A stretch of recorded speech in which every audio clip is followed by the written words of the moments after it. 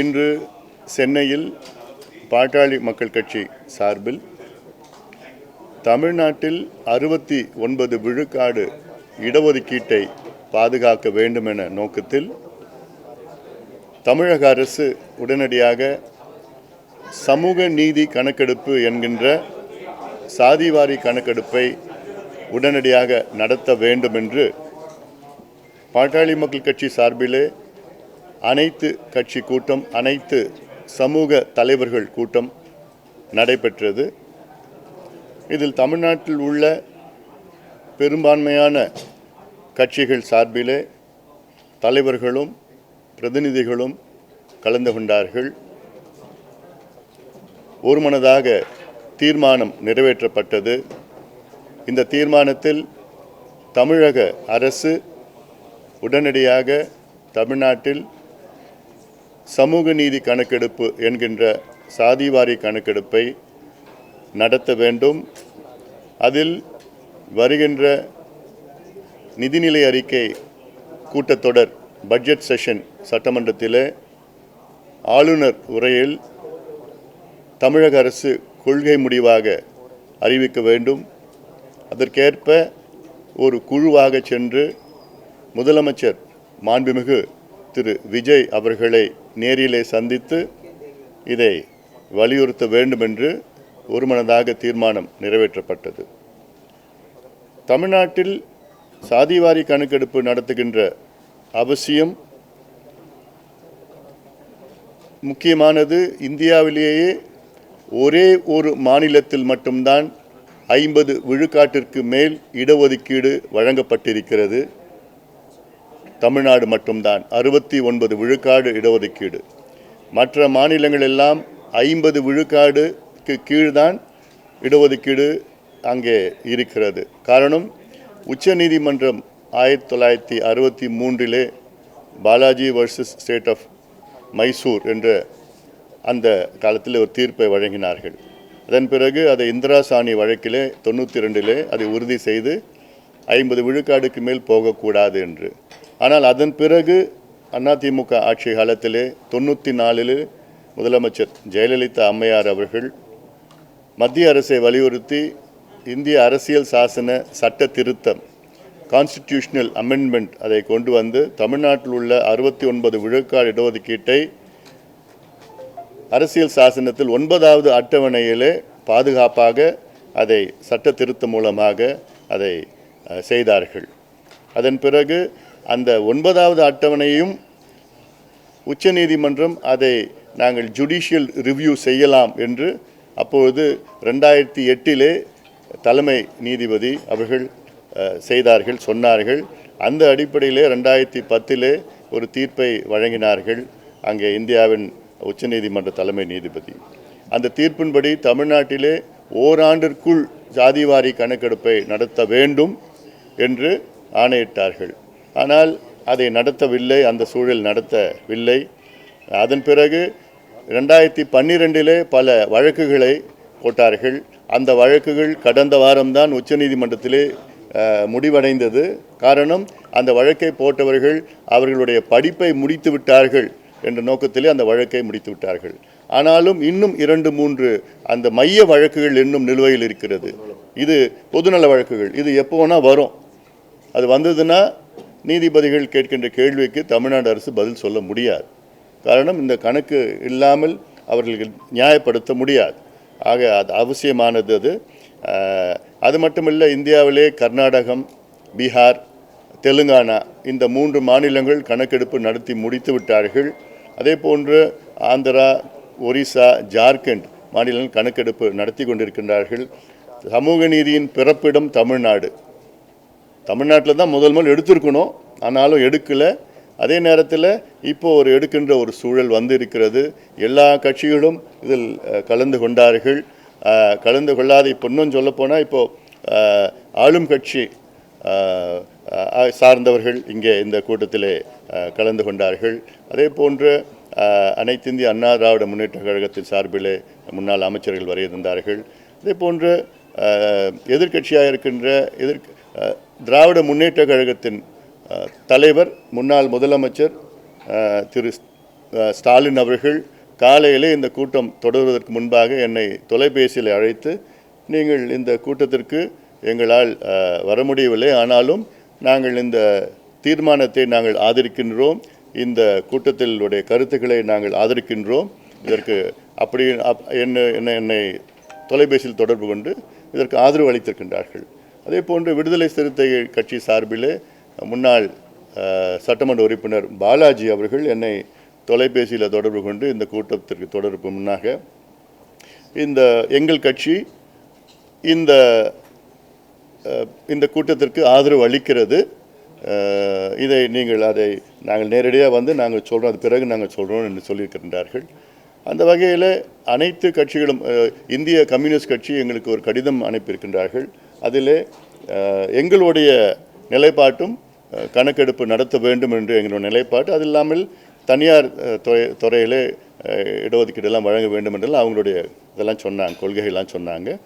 அப்போது அது போன்று பார்த்தீர்கள் என்றால் தமிழ்நாட்டில் உள்ள 99.9 விழுக்காடு கட்சிகளும் அத்துணை அமைப்புகளும் தமிழ்நாட்டில் உடனடியாக தமிழக அரசு ஜாதிவாரி கணக்கெடுப்பு நடத்த வேண்டும், 69 விழுக்காடு இடஒதுக்கீட்டை பாதுகாக்க வேண்டும், சமூக நீதியை நிலைநாட்ட வேண்டும். சமூக நீதி நிலைநாட்ட வேண்டும் என்றால் இடஒதுக்கீட்டுக்குள்ளே வேற்றுமைகள் இருக்கிறது. இப்போ ஒரு உதாரணம், தமிழ்நாட்டிலே பட்டியலின மக்கள் 3 பெரிய பிரிவுகள் இருக்கின்றார்கள். அதில் உட்பிரிவுகள் 76 உட்பிரிவுகள் இருக்கிறது. இந்த 76 உட்பிரிவுகளில் கிட்டத்தட்ட இந்த 18 விழுக்காடு இடஒதுக்கீடு, அதில் கிட்டத்தட்ட ஒரு 10 உட்பிரிவுகள் தான் எல்லாமே எடுத்துகிட்டு போகிறாங்க, அதிக அளவில் அந்த இடங்களை எடுத்துகிட்டு போகிறாங்க. அது யார் அதிக அளவில் எடுக்கிறாங்க, யாருக்கு கிடைக்கல, அது தெரியுதுன்னா கணக்கெடுப்பு நடத்தணும். இது இப்போ ஒரு உதாரணம் நான் சொல்கிறேன். மத்தியில் மோடி அவர்கள் ரோஹிணி ஆணையத்தை 2017 அமைத்தார். அந்த ரோஹிணி ஆணையம் எதுக்குன்னா, மத்தியில் கிடைக்கின்ற இந்த இதர பிற்படுத்தப்பட்ட மக்கள், அதாவது ஓபிசி, அதர் பேக்வர்ட் கிளாஸஸ்க்கு 27 விழுக்காடு இடஒதுக்கீடு இருக்குது, 27% ரிசர்வேஷன். அந்த 27% ரிசர்வேஷன் எத்தனை பேர் கிடைக்குது, எத்தனை பேர் கிடைக்கல? ஏன்னா ஓபிசியில் மொத்தம் சமூகங்கள் பார்த்திங்கன்னா 2633. அந்த 2633ல் அவங்க ரோஹிணி கமிஷனுடைய ஃபைண்டிங்ஸ் என்னன்னா, 1977 சமூகங்கள் பார்த்திங்கன்னா அந்த 27% ரிசர்வேஷனில் வெறும் 2.5% தான் அவங்களுக்கு கிடைக்குது, இடங்கள் கிடைக்குது. மீதி இருக்கிற கிட்டத்தட்ட 656 சமூகங்கள் 97.5 விழுக்காடு இடஒதுக்கீட்டை எடுத்துகிட்டு போகிறாங்க. இது மிகப்பெரிய ஒரு அநீதி. அதில் இன்னும் சொல்ல போனால் வெறும் 10 சமூகங்கள் 25% இடஒதுக்கீடை எடுத்துகிட்டு போகிறாங்க அந்த 27%. அப்போது இதெல்லாம் இது போன்ற வேற்றுமைகள்லாம் அகற்ற வேண்டும் என்றால் தமிழ்நாட்டில் எடுக்கணும். மத்திய அரசு எடுக்கின்ற கணக்கெடுப்பு ஒரு மேக்ரோ லெவல், மத்திய அரசு அறிவிச்சிருக்கிறாங்க, அது மேக்ரோ லெவல்னால் தலை என்ற கணக்கு அது. ஆனால் உங்களுக்கு உண்மையான சமூக பின்தங்கிய நிலை தெரியணும்னா இப்படி மாநில அரசு தான் எடுக்கணும். இப்போது உச்சநீதிமன்றமும் சரி, உயர்நீதிமன்றத்திலையும் எத்தனையோ இடஒதுக்கீட்டை ரத்து செய்திருக்கின்றார்கள், தடை கொடுத்திருக்கின்றார்கள். காரணம் என்னன்னு சொல்லியிருக்காங்கன்னா, எங்களுக்கு ஜஸ்டிஃபிகேஷன் இல்லை, எண்ணிக்கை மட்டும் போதாது, அதில் சமூக பின்தங்கிய நிலை தெரிஞ்சாதான் அது இடஒதுக்கீடு நீங்கள் வழங்க முடியும் என்று உச்சநீதிமன்றம் பல தீர்ப்புகள் வந்திருக்கிறது. பீகார் தீர்ப்பு, பீகாரில் கூட அங்கே பாப்புலேஷன் பேஸ் பண்ணி தான் கொடுத்துருக்காங்க. ஆனால் அவங்க என்ன சொல்கிறாங்க, நீங்கள் சோஷியல் பேக்வேர்ட்னஸும் சேர்த்து நீங்கள் எக்ஸ்ட்ராபுலேட் பண்ணி ஜஸ்டிஃபை பண்ணிங்கன்னா தான் நாங்கள் அந்த இடஒதுக்கீட்டை நாங்கள் ஏற்றுக்கொள்வோம் என்று நீதித்துறையில் சொல்லியிருக்கிறாங்க. அப்போது மாநில அரசு எடுத்தால்தான் அந்த புள்ளி விவரங்கள், கிட்டத்தட்ட தெலுங்கானாவில் 75 கேள்விகள் கேட்டிருக்கிறாங்க, 75 விவரங்கள் எடுத்திருக்கிறாங்க. அதுதான் முக்கியமானது. இந்த விவரங்கள் வைத்துத்தான் அடுத்த தமிழ்நாட்டில் 50 ஆண்டு காலம் இந்த விவரங்கள் வைத்து தமிழ்நாடு மிக வேகமாக முன்னேறும். தமிழ்நாடு முன்னேறும்னா ஏதோ பெரிய பெரிய மால், ஹைவேஸு, ஏர்போர்ட்டு, போர்ட்டு கட்டினா பத்தாது, ஐடி பார்க் கட்டினா பத்தாது.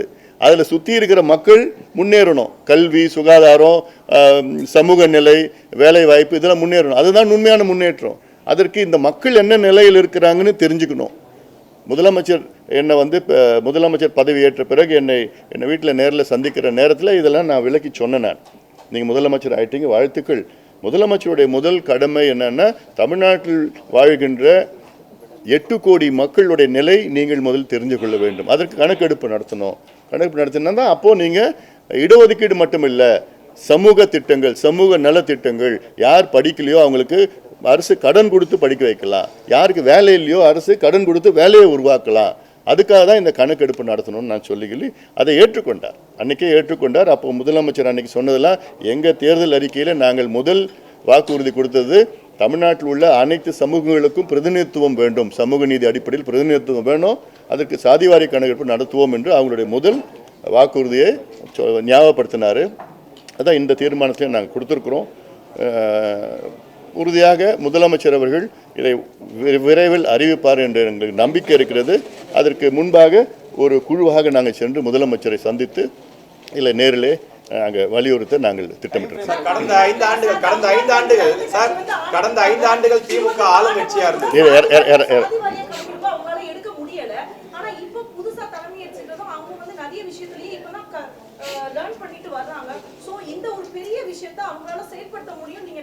நிச்சயமாக முடியும், உறுதியாக முடியும். ஏன்னா இது வந்து ராக்கெட் சயின்ஸ் கிடையாது. இது வந்து மற்ற மாநிலங்கள் ஏற்கனவே எடுத்திருக்கிறாங்க. அதுவும் கர்நாடகாவில் 2 முறை எடுத்திருக்கிறாங்க, தெலுங்கானாவில் ரொம்ப டீட்டெயிலாக எடுத்திருக்கிறாங்க, பீகாரில் எடுத்து கிட்டத்தட்ட 3 ஆண்டுகள் ஆகிறது. அந்த எடுக்கிறதுக்கு தடை எதுவுமே கிடையாது. அதில் வந்து கர்நாடகா உயர்நீதிமன்றம் ஒரு 6 மாதத்திற்கு முன்பு தீர்ப்பாகவே வழங்கியிருக்கின்றார்கள். இதை வந்து மத்திய அரசு மட்டுமில்லை, கணக்கெடுப்பு மாநில அரசு எடுக்கலாம், அண்டர் இந்தியன் ஸ்டாட்டிஸ்டிக்கல் ஆக்ட் 2008 சொல்லியிருக்கிறாங்க. அதனால் லீகலாக எந்த பிரச்சனையும் இருக்க போகிறது கிடையாது. அது இல்லாமல் மற்ற மாநிலங்கள் இருக்கிற அந்த விவரங்கள் கணக்கெடுப்புலாம் நடத்தினா நிச்சயமாக ஈஸியாக எடுத்துகிட்டு போகலாம். நிதியும் இருக்குது தமிழ்நாட்டில், அதிகாரிகளும் இருக்கிறாங்க. கிட்டத்தட்ட 2 லட்சம் அரசு ஊழியர்கள் அவங்க கணக்கெடுப்பு அவங்கள 2 மாதம் எடுத்தால் போதும். நிதியும் இருக்குது, மனசும் இருக்குது, தேர்தல் அறிக்கையிலும் கொடுத்துருக்குறாங்க. அதில் தடையும் இப்போ பார்த்தா எல்லா கட்சியும் வந்துடுச்சு. 99.9% கட்சிகள் இந்த கூட்டத்துக்கு வந்திருக்கு. வராத கட்சிகள் ஆதரவு கொடுத்துருக்குறாங்க. எல்லா அமைப்புகளும் இதில் வேணும்னு சொல்லிட்டு இருக்காங்க. அதனால் இது அவசியமாக இது வந்து முதலமைச்சர் நடத்துவார் என்று எங்களுக்கு நம்பிக்கை இருக்குது.